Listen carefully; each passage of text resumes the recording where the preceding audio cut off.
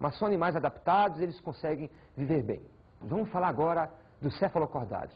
O maior exemplo é o anfíoxo, um animal dos mais evoluídos entre os protocordados. O anfíoxo, com certeza, dentro de uma linha evolutiva, deve ter originado algum peixe lá na história do tempo. Como característica dos anfíoxos, eu vou logo exacerbando que eles apresentam notocorda durante toda a sua vida. Também são animais aquáticos, mas eles vivem enterrados na areia.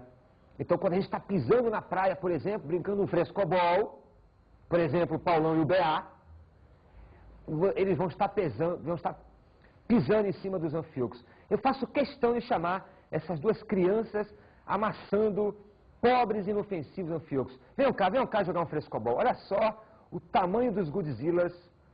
Rapidinho.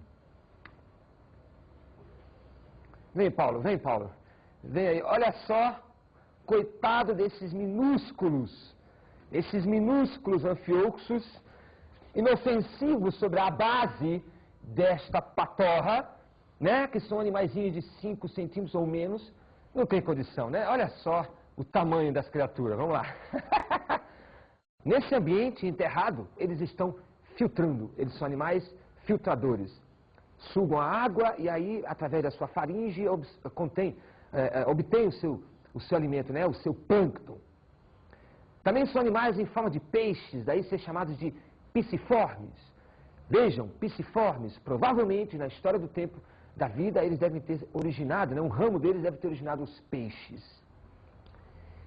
E aí uma característica muito interessante dos cefalocordados, que é a presença da musculatura em V, permitindo uma grande mobilidade desses animais. Essa musculatura em V vai ser responsável no futuro pela origem de vários tipos de músculos nos cordados mais superiores. Também são animais de vida livre, não conhecemos nenhum cefalocordata parasita. Livre quer dizer que não causam problemas para nenhum outro animal. Veja essa imagem aqui para a gente resumir o que estamos falando. Olha só, temos aqui a notocorda, tá? Que vai permanecer durante toda a vida. Temos em cima o tubo neural, que depois vai dar origem ao sistema nervoso. Interessante ver a grande faringe, que é um pouco menor já do que os urocordados, mas é uma faringe que vai ter função filtradora e de respiração. A boca cheia de cirros, que vai servir para capturar o plâncton mais do que a água. Então vai entrar água aqui e aí os cirros já fazem uma parte da filtração e o restante vai acontecer na faringe. E a musculatura em V, essa musculatura é muito característica desses animais, que são animais um pouco transparentes, então a musculatura fica bem evidente. Tranquilo? Então isso define um cefalocordado. Para terminá-lo, vamos falar um pouquinho da sua capacidade de reprodução. Esses animais, eles são dioicos, têm sexos separados.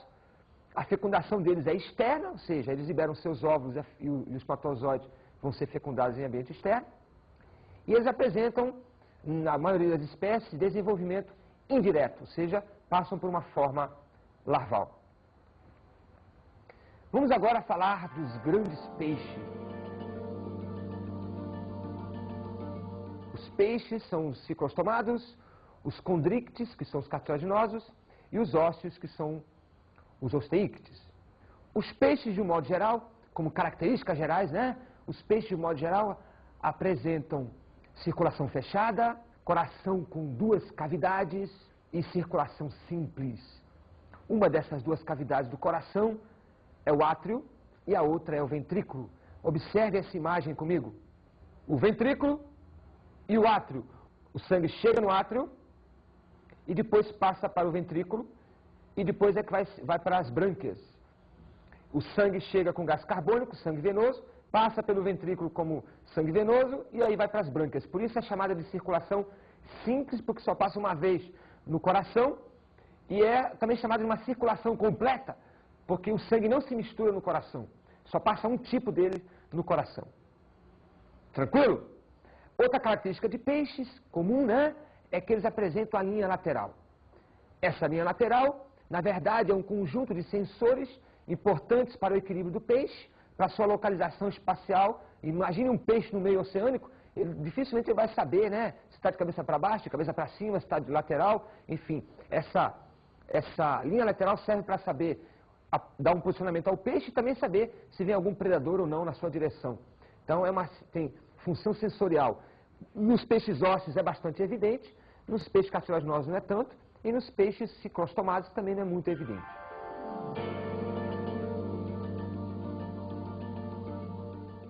Vamos agora falar dos ciclostomados, os peixes agnatas.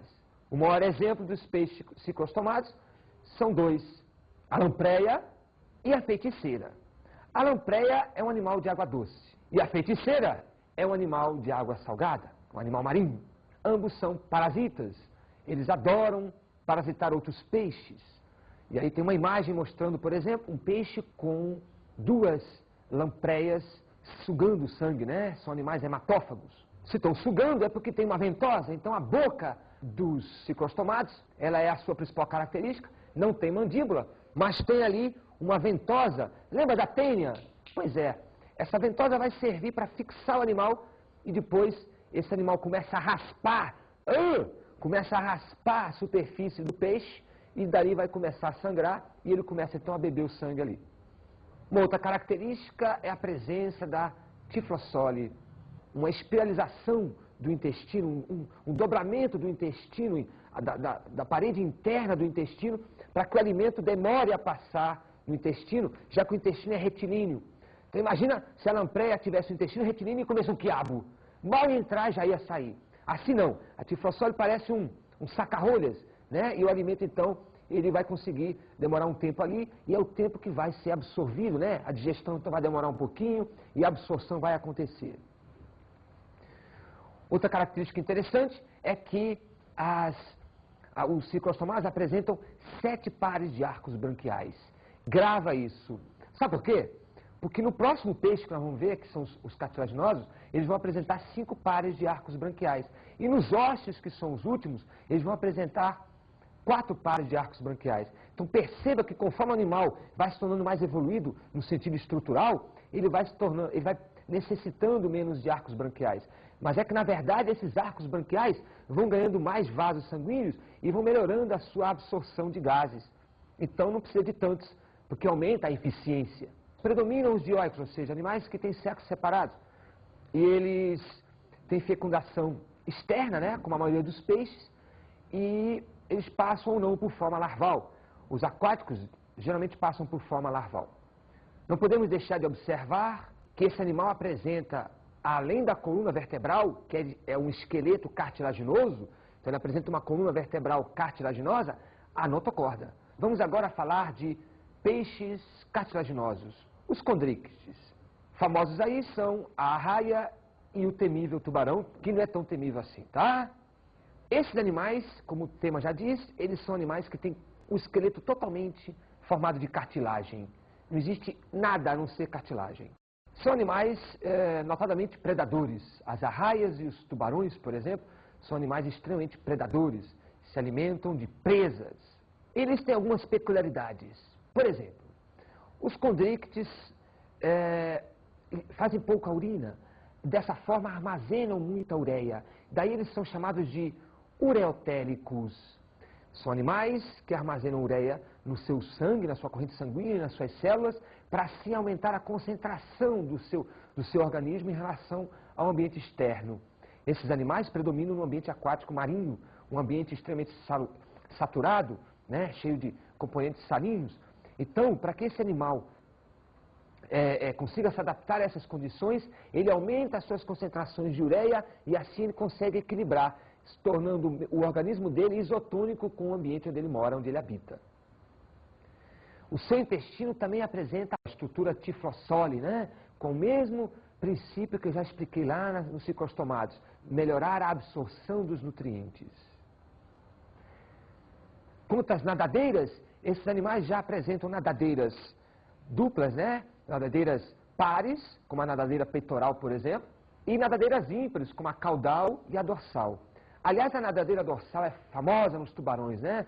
O tubarão, quando está fazendo a ronda da sua caça, né? Está fazendo a ronda da sua presa, ele aponta, no caso, a nadadeira dorsal, e aí criou-se um estigma, né? Tubarão! Aquela aí é a nadadeira dorsal. A nadadeira caudal, ela pode ser do tipo heterocerca. Heterocerca significa dizer que ela tem diferenças. Quando você olha a nadadeira de um tubarão, caudal, a parte superior é maior que a inferior. Então, nadadeira diferenciada. Uma curiosidade, os tubarões têm um dos melhores sistemas imunológicos da natureza. O tubarão não fica doente. Além dessa característica imunológica, outras fazem do tubarão um animal perfeito. Eu sou apaixonado pelos tubarões. Eles são verdadeiros tanques de guerra, perfeitas máquinas de matar, atacar, verdadeiros predadores. O corpo deles é revestido por uma malha de aço, e o componente dessa malha de aço são escamas chamadas de placoides. A escama placoide é muito pequenininha e ela tem uma direção, tá? E ela lembra muito um dente. Olha o componente da escama placoide: a dentina, o esmalte e a polpa. Isso faz com que essa escama tenha vida própria, né? Como se fosse um dente mesmo. O tubarão tem um sistema sensorial ligado a essa escama. Quase nada perfura essa couraça, vamos dizer assim, cheia de escamas placoides. Perfeito. Além disso, o tubarão apresenta, quanto ao seu sistema respiratório, 5 pares de arcos branquiais. Esses 5 pares de arcos branquiais, ou seja, 10 brânquias, estão 5 em cada lado, e a gente consegue, quando vê um tubarão, nós conseguimos ver as fendas branquiais. Qualquer criança que for desenhar um tubarão, ela pode não desenhar direitinho o tubarão, mas as fendas, as 5 fendas em cada lado, elas são bem desenhadas. Isso é marca registrada dos tubarões. Esses peixes não apresentam bexiga natatória, que é aquela estrutura que a gente vai ver daqui a pouco nos peixes ósseos, responsável pela sua flutuação. Os peixes cartilaginosos optaram pela seguinte estratégia. O esqueleto deles é leve, que é de cartilagem. Beleza? Eles aumentaram a oxigenação do sangue, então tem mais ar diluído no sangue. E aí, esse animal, então, não precisou da sua bexiga natatória. Então, não existe bexiga natatória nos peixes cartilaginosos. Não tem função alguma. Também são chamados de gnatostomados, porque eles são animais que apresentam mandíbula. Então, preste atenção. Até os peixes cartilaginosos não existia mandíbula nos cordados. Vai surgir mandíbula, queixo, né, nos peixes cartilaginosos e depois vai avançar por todos os outros animais até chegar nos mamíferos. E esse queixo faz dos futuros cordados grandes predadores e grandes comedores. Quanto à reprodução, existe uma peculiaridade. Vamos falar, né, do nosso tubarão. O tubarão apresenta pênis. Esse pênis, na verdade, é um órgão que surgiu por transformação de uma das suas nadadeiras ventrais. Esse pênis, então, permite com que os tubarões tenham uma cópula e uma fecundação interna. Dessa fecundação interna, então, vão surgir tubarõezinhos. E esses tubarõezinhos vão sair direto do tubarão-mãe e já saem com as características de um tubarão, e não um ovo. Então, essa situação